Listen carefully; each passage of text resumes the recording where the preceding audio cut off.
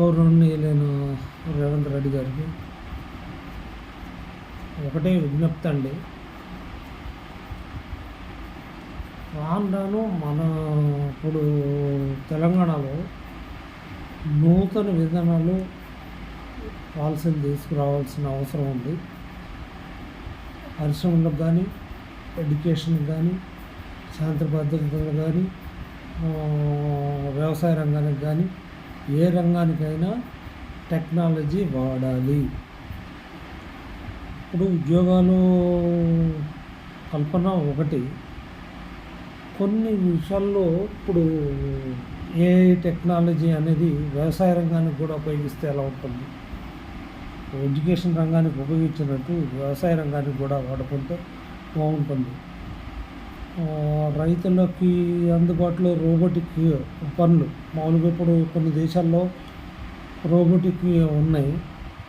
ఇక్కడ కూడా లేబర్ బాధ తట్టుకోవాలంటే రోబోటిక్ అన్ని డ్రోన్ల ద్వారా కానీ టెక్నాలజీ తక్కువ ఖర్చులో టెక్నాలజీని పెట్టడం అనేది ఉంటే మ్యాక్సిమం రైతుకి సగం భారం వదులుతుంది.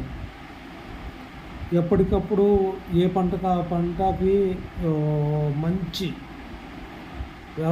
యువ శాస్త్రవేత్తలు వ్యవసాయ శాఖలో ఉండేట్టు అటువంటి వాళ్ళు ఎప్పటికప్పుడు రైతుల సలహాలు పెట్టి ఎప్పటికప్పుడు పంట మార్పిడి విధానాన్ని అవలంబించి అధిక దిగుబడులు వచ్చేయి, అధిక రేటు వచ్చేయి వంగడాలు గురించి సదస్సులు పెట్టి రైతుల్లో అవగాహన కల్పిస్తే చాలా వరకు బాగుంటుందండి.